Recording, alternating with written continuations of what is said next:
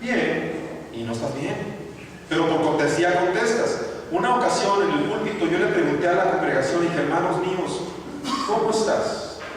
Y un hermano con un aire de arrogancia, con un aire de mucha potencia, yo conociendo su vida, sabiendo que tenía problemas con su esposa, sabiendo que sus hijos no lo querían, sabiendo que tenía muchos problemas y que causaba muchos problemas, él con un aire, con la ceja arqueada, me dijo, yo, bien.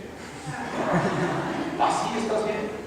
Si yo te pregunto esta mañana, hermano, es con la finalidad de que vayamos a la Biblia y reconozcamos, porque a nadie nos gusta que nos digan en qué estamos mal. Pero si analizamos nuestro interior, hermanos, hacemos una introspectiva de nuestra vida como cristiano, creo, hermanos, que hay cosas que tenemos que cambiar. Un cristiano, hermanos, sin comunión con su iglesia, un cristiano que por enojo, por orgullo, por vanidad, no ejerce sus dones que Dios le dio, un cristiano que es rencilloso y que le gusta causar enredos, un cristiano que no se consagra, un cristiano que no se congrega, un cristiano que no sostiene la obra de Dios, como que haga algo mal en su vida, ¿no? Entonces no me digas bien, porque dice aquí este versículo, hermanos, queremos que la iglesia crezca, seamos obedientes absolutos a su palabra. Y no nomás a los 10 mandamientos, sino más mandamientos que hay que tú y yo sabemos, hermanos. Ahora puede ser, hermano, que tú seas muy ético, muy correcto y muy moral. Pero no olvidemos que hay que obedecer aún aquellas cosas que a mí me son difíciles. Amar a quien nos ama, hermanos, es bien fácil. Pero amar a quien no te ama es algo que solamente Dios puede hacer en tu corazón. Y si yo soy obediente a esa persona que no me ama y que yo no amo, va a preguntar, ¿por qué me amas si yo no te amo? Y va a empezar a preguntar y van a pasar cosas maravillosas, hermanos, porque es en donde Dios se quiere manifestar. Yo obedezco su palabra y Él entonces me bendice, hermanos. Dios no tiene algún beneficio porque tú y yo hagamos sus mandamientos, o tiene un beneficio Dios. Se le quita el dolor, deja de sentirse mal Dios por ello, ¿no? Los beneficiados somos tú y yo. Observa lo que dice el mismo versículo, la última parte, la parte B. Cuidaré de poner por obra todo mandamiento, ¿para qué? Para que viváis. ¿Quiénes? Nosotros. ¿Para qué? Para que seáis multiplicados. ¿Y para qué más?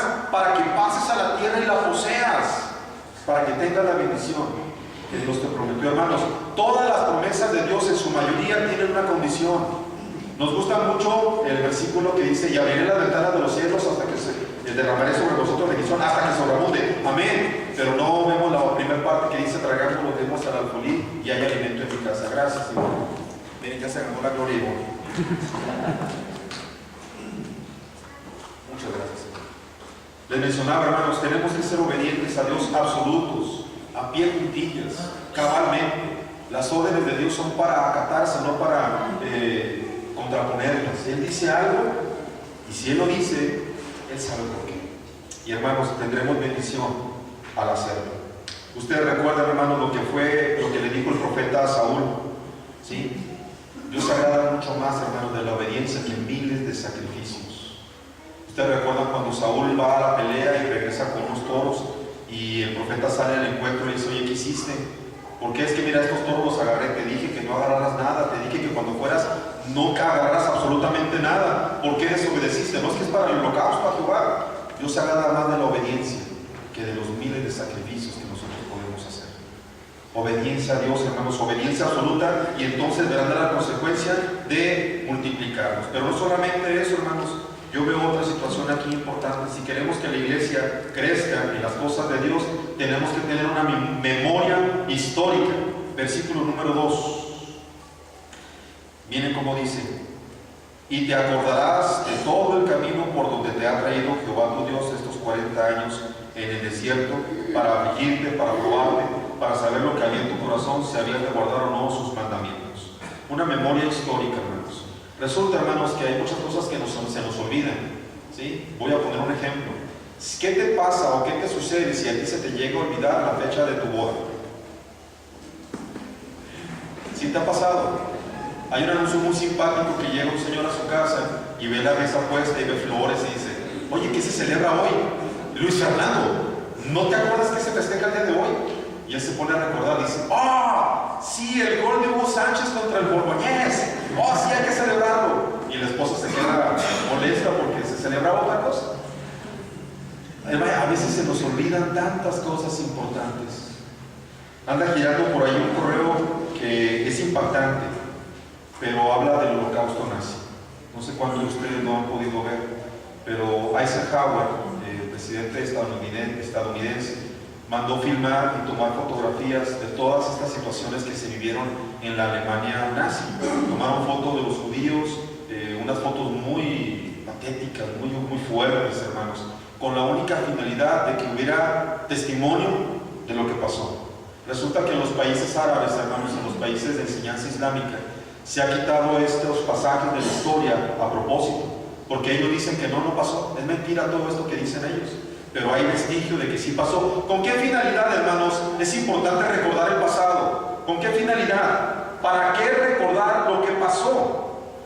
Si nosotros recordamos el pasado, nos orienta para el futuro. Sabemos por dónde no debemos de ir. Sabemos qué no debemos de hacer. Sabemos cómo debe ser nuestra actitud hacia el futuro, hermanos, porque la historia es cíclica. Si nosotros descuidamos el pasado, corremos el riesgo a que los que vengan cometan los mismos errores que nosotros cometimos. Es más, a veces pareciera una cadenita: papá hizo esto, hijo hizo esto, nieto hizo esto, bisnieto también lo hizo, como que no se acuerdan de lo que sucedió en el pasado. Y hermanos, es importante nosotros recordar las cosas y de dónde nos sacó el Señor. Algunos salió del palacio de Versalles, algunos salió de Buckingham, algunos vienen de la realeza, algunos de los que estamos aquí pertenecen a alguna alcurnia real. No, la Biblia dice que de lo menospreciado, de lo vil, Dios tomó. ¿Para qué, hermanos? Ahorita lo vamos a ver. Y te acordarás por todo el camino, marca un tiempo. 40 años fueron los de ellos. Sí, en este caso, hermanos, tenemos 104 años, tenemos que recordar todo lo que ha pasado. ¿Y de qué debemos de acordarnos? Alguien que me ayude a buscar Deuteronomio 24-22.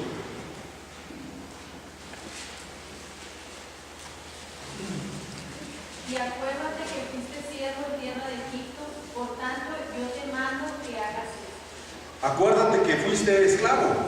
Acuérdate que te saqué de la esclavitud. Acuérdate de dónde te saqué. ¿Para qué, hermanos? Cuando yo me acuerdo de dónde me trajo el Señor, espérame, no te marees. Estás arriba de un ladrillo, no te marees. La gloria le pertenece a Él. Tú eres un siervo. Tú fuiste esclavo y por misericordia el día de hoy soy hijo de Él. No tenía mérito. Había mucha gente con más cualidades o con menos defectos, pero Dios en su gran misericordia le plugo, hermanos, escogernos a ti y a mí. Qué bendición. A veces que no lo entiendo, hermano, pero sí lo quiero disfrutar. Disfrútalo, hermano, porque es un gozo, es una bendición que si antes era y ahora soy. La Biblia dice, hermanos, sí, que Dios alzó del muladar al pobre y lo sentó con los príncipes de su pueblo. Una bendición grandísima. No éramos, pero ahora sí somos, hermanos. Y todo esto, hermanos, tenemos que recordarlo. Miren, hermanos, a veces se nos olvida que Dios es quien hace todas las cosas. El día de hoy hay predicadores que se les olvida que Jesús vino a servir. El día de hoy hay grupos religiosos que se les olvida que Cristo vivió en humildad. Se puede olvidar, hermanos, cuál es el propósito de la iglesia. Yo creo que el nombre de quien voy a mencionar rápidamente, algunos lo van a recordar, hermano Pilar, ¿lo recuerda? Él dijo estas palabras: cuando la iglesia no cumpla su propósito aquí en la tierra, no justifica su existencia. O sea que hasta una iglesia puede olvidar por qué está aquí. A veces estamos tan empeñados a hacer miles de cosas menos lo que Dios quiere. Y a veces hasta nos peleamos, hermanos, por hacer cosas que Dios no quiere. Y le decimos: oye, Dios, ven y bendice nuestros planes, cuando debiera ser al revés. Señor, dime dónde te está moviendo yo para yo unirme a tus planes